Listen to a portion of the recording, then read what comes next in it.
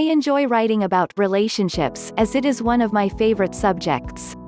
Honestly, today relationships have turned out to be similar to the changing of clothes every day. People love to change their partners now and then. The gist of all is the changing times.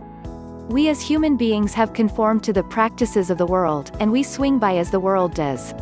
However, if you aren't able to foster or nurture one relationship, then you aren't going to nurture the other. Though, there is one exception in my view to what I just stated: it is not to target those relationships that are abusive, where the victim male or female is physically or mentally abused. We get to live life once, and it does not mean that we succumb to any tortuous relationship. After conducting a brief research study on the subject, it is realized that different authors have made varying observations regarding this subject. Each author expresses his/her view as they perceive and define relationship. Turn on your positive psychology in relationships. Author Carr in Positive Psychology, The Science of Happiness and Human Strengths stated that positive psychology is related to the positive emotions and affection in one's relationship. When both the partners work through their conflicts and sort them out by communicating respectfully and forgiving each other's mistakes, then they tend to gain high levels of satisfaction in their relationship. This being one aspect, the other is the endurance and perseverance to work at your relationship.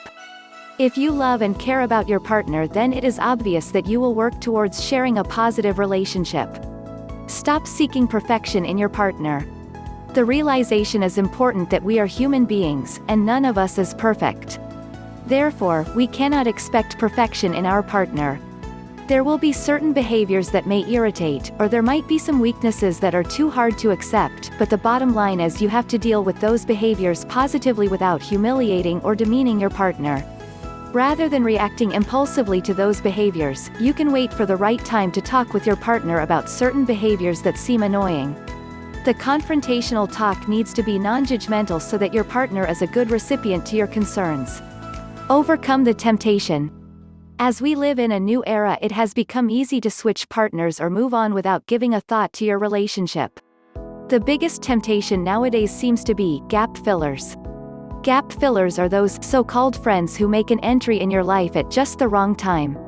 When you face challenging times in your marriage or dating relationship, then it is normal that you have a friend who acts as your partner replacement. She is filled with all the good talks, assurances, and may even want you to think that life is worth living, so why live with a partner you aren't happy with? However, if you think deep, it can be analyzed or assessed that if you cannot live or put up with one partner, then there is no guarantee that you can put up with a new partner. The beginning days of a new and rosy relationship may seem to be the best, but you never know when the same relationship may turn to your worst. The best advice when your marriage or relationship isn't working is to wait patiently and to give yourself and partner the time to figure out whether it is truly over, and for genuine reasons, so that you don't get a chance to regret in life for missing out on the best.